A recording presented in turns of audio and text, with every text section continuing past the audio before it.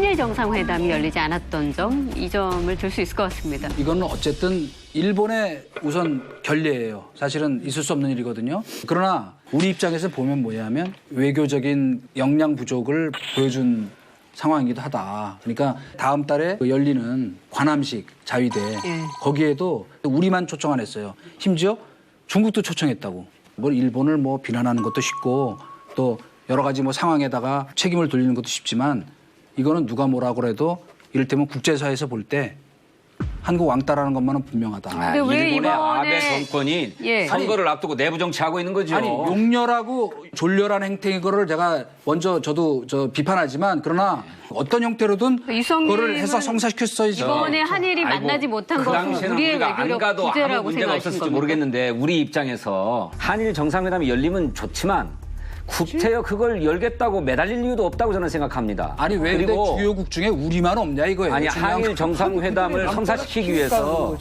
마지막 카드도 던졌잖아요. 지금 강제징용 문제와 관련돼서 그거는 이제 우리가 얘기하면 한참 걸리니까 공동으로 해결해보자라고 하는 처음에 안까지 우리가 걷어찬 거를 다시 했지만 내니까 이제 그랬던 것이죠. 전애들이 끝내 초청하지 않았잖아요. 그러면 안아버리고 말지 뭐 그것 때문에 뭐 다른 수를 써가면서 한일 정상회담을 꼭 해야 됩니까? 자, 바로 그것 더구나 때문에 한일 관계를 내부 정치에 이용하려고 하는 아베 정권하고 자, 이런 거죠. 이게 외교 문제가 아니거든요. 사실 외교 문제가 아니라 우리 사법적인 문제예요. 우리나라 사법부에서 강제징용, 그다음 위안부 문제에 대해서 판결을 내린 겁니다. 근데 대한민국은 일본은 어쩐지 몰라도 삼권 분립이 돼 있기 때문에 사법부의 판결을 존중을 해야 돼요. 근데 지난 정권에서 그 외교 문제 때문에 행정부가 사법 권력을 무력화시킨 거예요. 그래서 그 일 때문에 양승태가 지금 구속된 거 아닙니까? 그래. 관함식 문제도 결국은 일본이 레이더 가지고 시비가 온 거잖아요. 누가 봐도 그들이 잘못한 거거든요. 아니. 그래서 이걸 갖다 다 들어주고 그러면 우리가 징용 문제, 우리나라 사법부 무력화시켜버리고 그다음에 관함식도 예컨 레이더 조사했을 때도 우리가 막 사과하고 이랬어야 되는 겁니까? 그건 사법부의 판단의 문제가 아니에요. 그건 제가 여러 번 여기서 얘기했는데 한국 사법부는 그런 판단 내릴 수 있어요. 그럼 만약에 일본 사법부에서 똑같은 판결을 내렸는데 한일 합방 수도 없이 내렸어요. 일본 사법부에서. 1965년 한일 협정으로 모든 배상권 다 해결됐다. 청구권. 그 일본 정부는 그거 하고 있는 거 아니에요. 우리는 우리 사법 판결을 어쨌든 존중해야 되니까 하고 있으나 중요한 건 뭐냐면 그것은 우리 국내적인 판결일 뿐이고 그렇기 때문에 그거를 말하자면 외교적으로 협상 된다. 절충을 해서 해결책을 만들어내는 거는 행정권의 영역에 속하는 것이지 사법권의 영역이 아니에요. 우선 그걸 내가 분명히 말씀드리고 싶고 그다음에 그 뒤에 지금 이제 이번에 우리가 마지막으로 자 우리 한국 정부도 내고 양쪽 기업들이 돈을 내서 배상하자는 얘기 저희가 지난번에도 그 얘기 했었어요. 그런데 이 얘기가 처음 일본 쪽에서 나왔을 때 한국 정부가 어떻게 했냐면 상식에 어긋나는 행동이라 걷어찼다고. 예, 사실은 상식에 어긋나는 얘기였죠.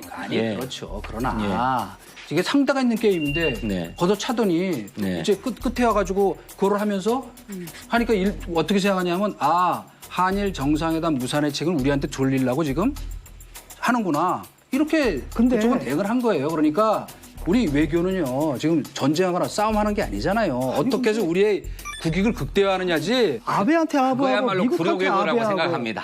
그게 뭐 외교입니까? 아니 누가 아니에요. 미국한테 한일 정상회담 한번 해보겠다고. 그러면은 미국 철군시키시죠. 95년에 한 뭐. 거는 내가 얘기하는 건 뭐냐면 힘의 레버리지를 얘기하는 거예요. 우리는 마지막까지 노력을 했는데 결국 국제사회에서 볼 때 일본도 잘못한 거지만은 우리의 그 외교적 존재력이라는 게 참 형편없이 모욕당한 셈이 됐으니까 남들이 볼 때는 그렇게 국제에서 볼 가능성이 많다 하는 얘기를 하는 거예요. 사실 누구나 쉬워요. 일본.